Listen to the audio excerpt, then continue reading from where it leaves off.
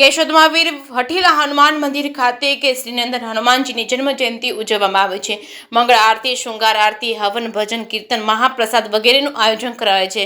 સનાતન ધર્મમાં હનુમાન જયંતિનું ખૂબ જ મહત્વ છે। આખા ભારતમાં હનુમાન જયંતિનું ખૂબ જ પર્વ ધામધૂમથી ઉજવવામાં આવે છે। આ દિવસે સંકટ મોચન હનુમાન જયંતિની તિથિ અને પૂજન તેમજ અર્ચન કરવામાં આવે છે।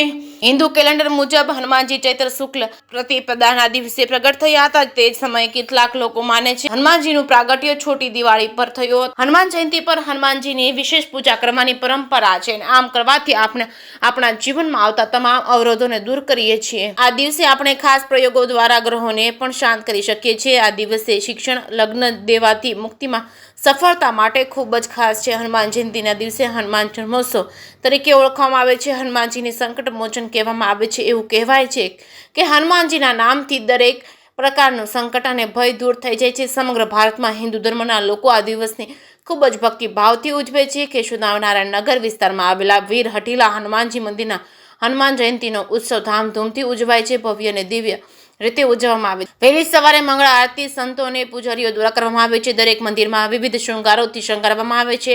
યજ્ઞ, હવન, મહાઆરતી, ભજન, કીર્તન, જુદા જુદા કલાકારો દ્વારા વિવિધ કાર્યક્રમો કેશોદમાં યોજવામાં આવ્યા હતા। કેશોદમાં જયનગરમાં આવેલા વીર હઠીલા હનુમાન દાદાના મંદિરે ભવ્ય કાર્યક્રમ યોજાયો હતો। જિજ્ઞેશના નામ જણાવ્યા મુજબ વીર દાદા હઠીલા હનુમાનજીની જન્મ જયંતિ આ મંદિરે ધામધૂમથી ઘણા વર્ષથી ઉજવવામાં આવે છે અને સવારથી જ મંદિરે મંગળ આરતી, શૃંગાર આરતી, યજ્ઞ અને હોમ હવન, દર્શન અને મહાઆરતી તેમજ સાંજે પ્રસાદ ભોજનની વ્યવસ્થા કરવામાં આવે છે, જેમાં હાજરો લોકોએ પ્રસાદીનો લાભ લીધો હતો। જે કેસરી ગુજરાતી સાથે રાજુ પંડ્યા, કેશોદ। બોલીએ હનુમાનજી महाराज की जय। साधु संत के तुम रखवाले, असुर निकंदन राम दुलारे। एवा भगवान रामना अति प्रिय અને જેમનો પ્રાગટ્ય દિન ચૈત્ર સુધી પૂર્ણિમા એટલે હનુમાનજીનો પ્રાગટ્ય દિન। સમગ્ર વિશ્વ જ્યારે અતુલિત બલધામા એવા હનુમાનજીનો જન્મદિવસ ઉજવી રહ્યું હોય ત્યારે